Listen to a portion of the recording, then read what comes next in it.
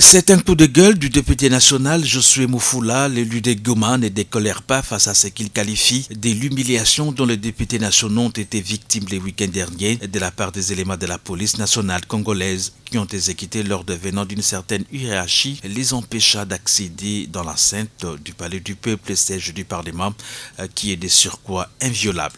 Violer l'enceinte du palais du peuple, c'est bafouer tout d'abord notre Constitution, violer également le règlement d'ordre intérieur en son article 7 qui stipule que l'enceinte du palais du peuple, le siège de l'Assemblée nationale, est inviolable. Ce qui a eu lieu au palais du peuple, c'est inconcevable. On a franchi les Rubicons. Les Rubicons, oui, il a été franchi avec cet énième acte contre ceux qui ont les mandats du peuple. Voilà pourquoi ces membres de la Commission défense et sécurité de l'Assemblée nationale et des groupes parlementaires Action alternative pour le bien-être de la population a décidé d'agir et d'user de ses prérogatives parlementaires en interpellant les vice-premiers ministres et ministres de l'Intérieur quant à ceux. Mais au-delà de ça, il y a le militantisme aberrant. Nous avons vu les Wewa. Et d'ailleurs, ils ne sont pas à leur première action. Devant cet acte récidiviste, nous ne savons pas encore si c'est de lui que venait cet ordre-là. Eh bien, nous voulons les explications. Et voilà pourquoi je suis dans la démarche de déposer une interpellation au Palais du Peuple. Je l'appuie et le soutien de mon regroupement AAB. Action alternative pour le bien-être du peuple. Et donc, il nous doit des explications. L'honorable Josué Moufoula croit dur comme fer que les parlementaires méritent respect et considération de la part de toutes les catégories sociales de la population, car seuls et alors seuls eux qui ont reçu mandat de parler au nom de la population et ils ne travaillent que pour le bien-être de la population. Merci. Mais selon le principe de la baïonnette intelligente dans l'armée et la police, on n'exécute pas les ordres mal donnés. Vous êtes révolutionnaire? Non, j'ai fait l'armée. N'a jamais assisté aux événements qui se sont produits le 12 juin dernier. Le siège de l'Assemblée nationale, notre institution, a été transformé en un véritable pandémonium. Nous avons assisté tous à un spectacle désolant. Et nous qui étions entrés à l'hémicycle déjà plus tard, 7h30 ou 8h, pour poursuivre nos travaux en commission de défense et sécurité, lorsque notre présidente a été alertée par les collègues qui étaient empêchés de nous rejoindre, elle a pris l'initiative de mobiliser d'autres collègues qui étaient dans l'enceinte pour aller exprimer notre solidarité aux collègues, mais également nous sommes allés vers le général Chinyama qui détenait les réquisitoires. Le président Luc, par son esprit averti, il a relevé déjà des erreurs matérielles dans ses documents. Au-delà de cela, la présidente de la commission de défense et sécurité a demandé au général qui vous a donné l'ordre d'empêcher non seulement les députés d'accéder à leur lieu de travail,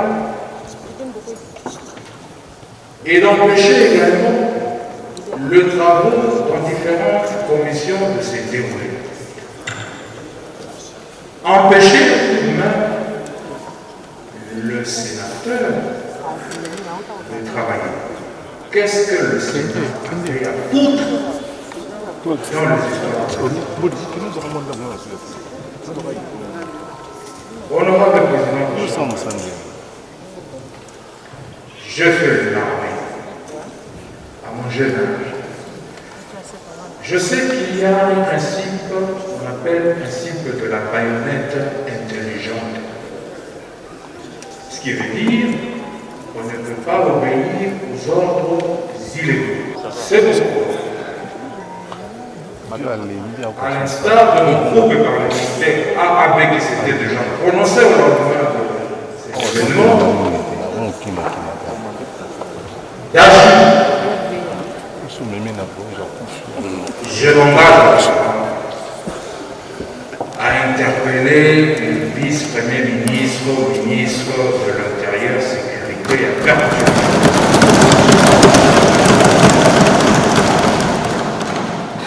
Et deuxièmement, je vais saisir l'Union interparlementaire. Pourquoi? Parce que justement, dans ces statuts,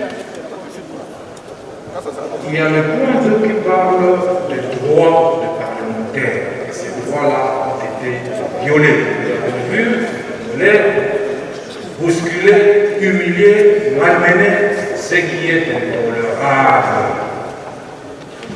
Je faisais partie de la mission d'enquête. Le chef de l'État avait envoyé dernièrement à Lubumbashi pour enquêter sur les événements Bakata Katanga. Avant, pendant et après notre séjour à Lubumbashi de 14 jours, la recrudescence de l'insécurité. Et donc, personnellement, j'ai assisté à un autre événement pareil où le vice-premier ministre se permettait par téléphone appeler à travers la radio Top Congo pour interdire encore une fois l'accès des députés à l'hémicycle suite à un congrès imaginaire. Et donc, voilà les raisons qui me poussent en tout cas à agir et aller jusqu'au bout. Je n'ai rien contre le vice-premier ministre, ministre de l'Intérieur. Je l'aime bien parce que c'est mon collègue au CHESD, les collèges des hautes études de la défense et sécurité, initié par le chef de l'État honoraire, Joseph Kabila. Et donc, moi et le VPM, nous sommes en train d'apprendre au même moment les notions de la défense et de sécurité. S'il est dépassé, il n'a qu'à prendre sa retraite. Je vous remercie, Madame la Présidente.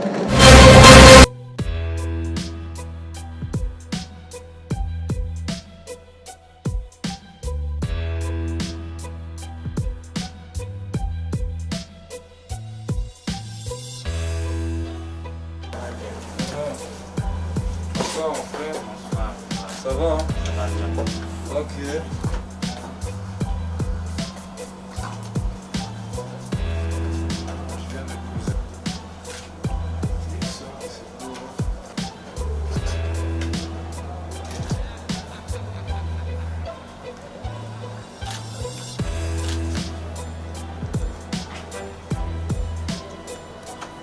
C'était un engagement pris avec le soutien de mon regroupement Action Alternative pour le bien-être du peuple, AAB.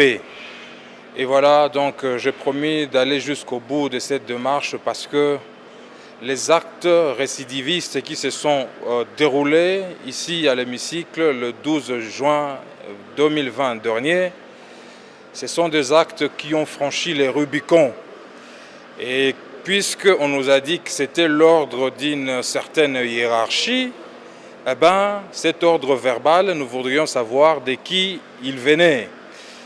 Et je sais que le patron de la sécurité, les chefs de la police, c'est avant tout les vice-premiers ministres, ministres de l'Intérieur, Sécurité et Affaires coutumières. Au-delà de cela, nous étions préoccupés par la recrudescence de l'insécurité dans plusieurs provinces où on observe des tensions, notamment à Goma avec le phénomène 40 voleurs, les kidnappings. Il y a également Lubumbashi où nous étions en mission avec le même vice-premier ministre, ministre de l'Intérieur, avant, pendant et après notre séjour de 14 jours pour enquêter sur les événements de Bakata Katanga de Gédéon Kyungu. L'insécurité était grandissante. À Beni, n'en parlons pas. À Djougou, à Mahagi, à Ituri, n'en parlons pas. Et donc, c'est inacceptable et inadmissible. Voilà pourquoi nous interpellons le vice-premier ministre et ministre de l'Intérieur pour qu'il vienne s'expliquer devant la représentation nationale parce que nous représentons nos communautés. Il faudrait quand même que nous ayons des explications par rapport à tout ce qui s'est déroulé et que l'on respecte désormais notre institution.